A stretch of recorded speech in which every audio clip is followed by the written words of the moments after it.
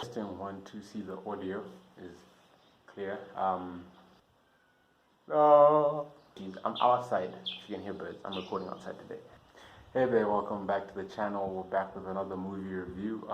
I watched Wonder Woman 84, and it's very much a DC movie. It's got all the characteristics of a DC movie in terms of it's a bit confused as to what exactly it is.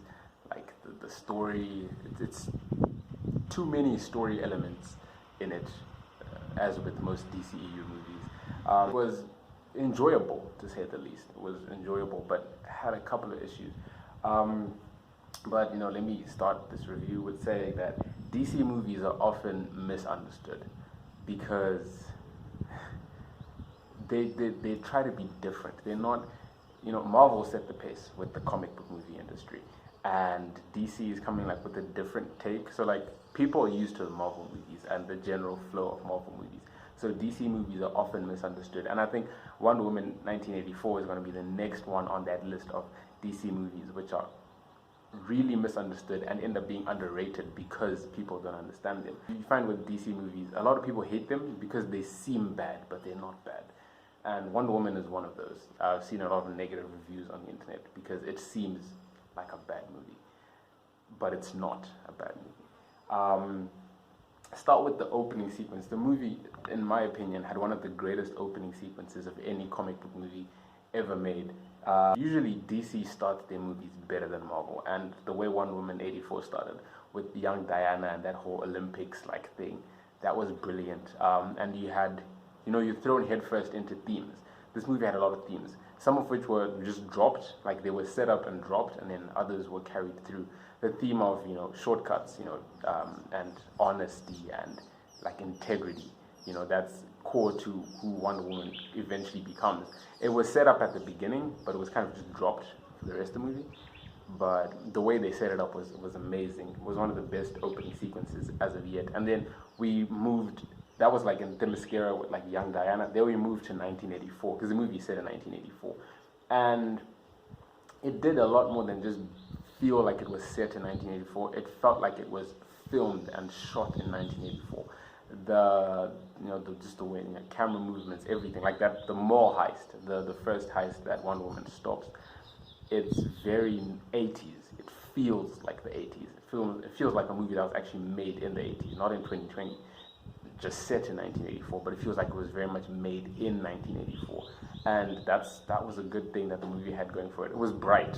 It was very bright compared to the first Wonder Woman, which was set in, I think, 1914. Because it was World War, either 1 or 2. I don't remember which one of the wars it was, but it was during one of the wars, and it was like dark, it was war. And 1984 was just bright, and you could feel the difference in the color. There's the bit where she lands, and you see her boots. They're much more colorful in this movie than they were in the previous Wonder Woman movie. Which, both Wonder Woman movies were good, I think, but in this one, there's a whole lot more color, and that worked well for it. So this movie though, it felt like two separate movies. There was elements where it was Diana Prince, the movie, and then it was Wonder Woman. And the Wonder Woman side of it was a bit of a letdown. The Wonder Woman side of it was really quick, colorful, bright. Action sequences were, aside from the CGI, they were amazing. And then the Diana Prince side of it, in terms of story, it was rich, but kind of slow. The element that was Diana Prince in the movie, I felt like the emotional payoff was strong because the movie had a strong moral grounding. Like it's trying to get deep into the character of who Diana is, not Wonder Woman, but who Diana is. And because of that, it had a lot of cheesy elements. It was really corny in a lot of places, like with the dialogue, like that was kind of cheesy, that's kind of corny. But it worked well as with the recurring themes, the whole truth element with Diana then eventually letting go of Steve because she took a shortcut to get Steve back, and she had to let go of that, and her growth as a character. When they said goodbye to each other, I may or may not have cried a little bit.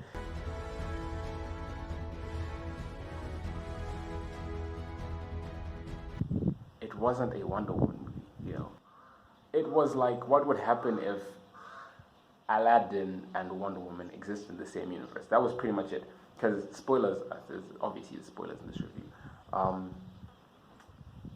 a lot of the movie is pretty much revolving around the dreamstone. There's this thing, if you touch it, you make a wish, and your wish will come true, but it costs something. That's the monkey paw effect. And that was lazy storytelling for me, for the whole premise of the movie to be based on that thing. That was quite lazy, because that's essentially, you create a deus ex machina that can be used whenever, because that literally then means anything that can happen will happen. It creates for lazy storytelling, because it doesn't, there's no payoff to things happening, because things happen literally just because they can. Because someone's like, I wish there was a war. Boom.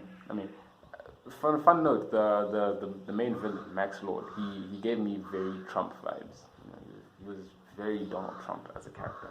But, you know, other than the campiness of the story, there's not much you could do with that. If you look at it, people are looking at it from, it was really campy and corny and silly because of that dreamstone thing. But if you look at the dreamstone and say, okay, it's there, what have they done with the campiness, the corniness, the silliness of the whole thing? I think Patty Jenkins did an amazing job. She tried to put a lot of heart, a lot of character into a flawed concept, which is why I kind of like the movie, because the character motivations for the greater bit made a lot of sense. You know, Diana's been, she's been alone. She's thrown herself into seclusion ever since Steve died. So she used her wish to bring back Steve. You know, that made a lot of sense. Barbara, who's the secondary villain, I'll get into that a bit later, she uses her wish to become more like Diana, because Diana's really confident. And that was very cliche, because we've seen like 35 other movies where the weird nerd scientist, ugly person somehow gets something and they become really strong and confident and they become a villain. Amazing Spider-Man 2, Batman Returns. Yeah, there's been a lot of movies. But it almost kind of worked in this one, because she gave a brilliant performance. Kirsten Wing, I think, Wing, I don't know her name. I said Cheetah was excellent as a secondary villain, because I think for me she had the clearest arc in the whole story, because we got to see her in almost like 3 distinct phases. There was that beginning phase where, you know, she's a really sad, lonely, looked down upon person, and then she eventually, you know, gets more confident and grows, and eventually she grows too much. She gets too much rage, too much anger, too much power, and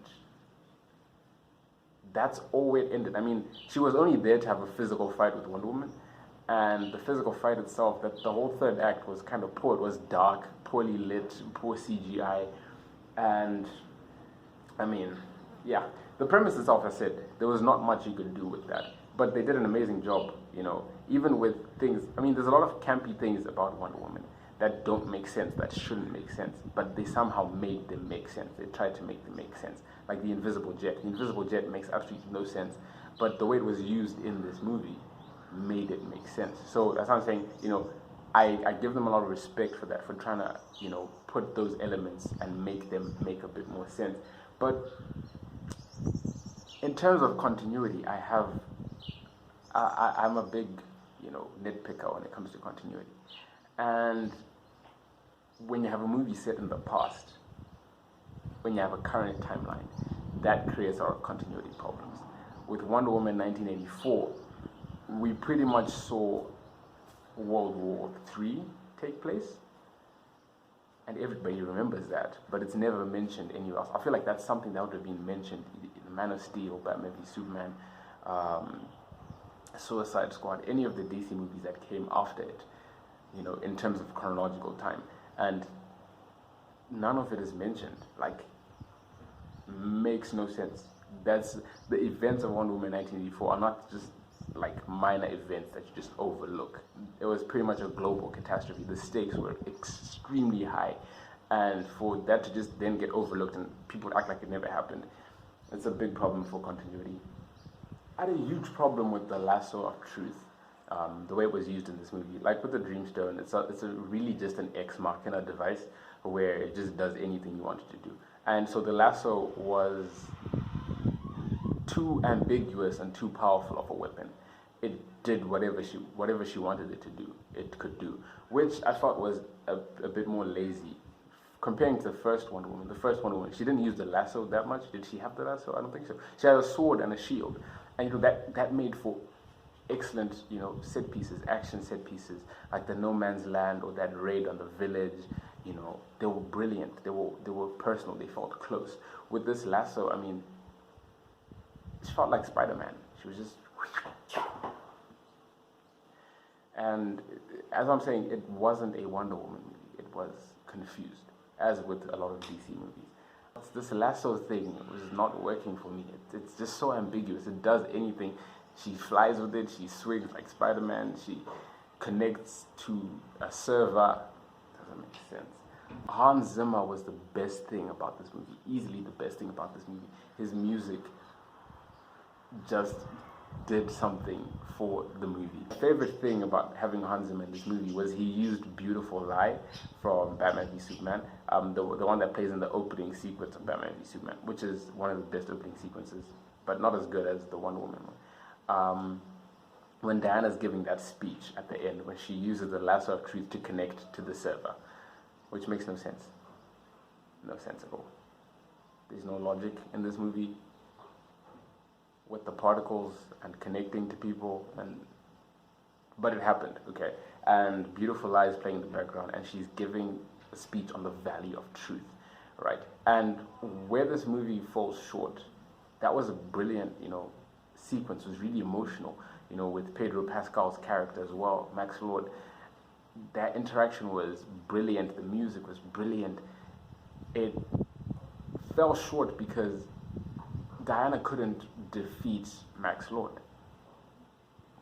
He was like a villain who she couldn't encounter. He was like a genie granted wishes, so she couldn't defeat him. She had to get people to renounce their wishes. So it eventually ended up relying on the greater good of humanity to fix the problem of the movie instead of the protagonists themselves. Like the fairy sequence in The Dark Knight, where Batman kind of just has to rely on the greater good of the Gothamites to prevail against the Joker. Or I think an episode of Dragon Ball Z where Goku has to use a spirit bomb, so like everybody on Earth has to put their hands up and like give part of their power to Goku. So it makes for really lazy storytelling. It tries to be emotional, tries to have an emotional payoff, which it doesn't get, and it's just poor, in terms of the CGI was poor. The story element was lazy, was campy, was poor, but the music was amazing. The one advantage that DC movies have over Marvel movies is Hans Zimmer. He did an amazing job. But, I mean, looking at it, with that aside, looking at it as, look, the executives, the studio gave you this Dreamstone storyline to work with. What can you make out of it? In terms of what they made out of it, they did a pretty decent job. And I'd give it like a 7.5 out of 10, because it was enjoyable. It was very enjoyable to watch. Kind of slow towards the end, like the pacing kind of got off. The CGI was terrible.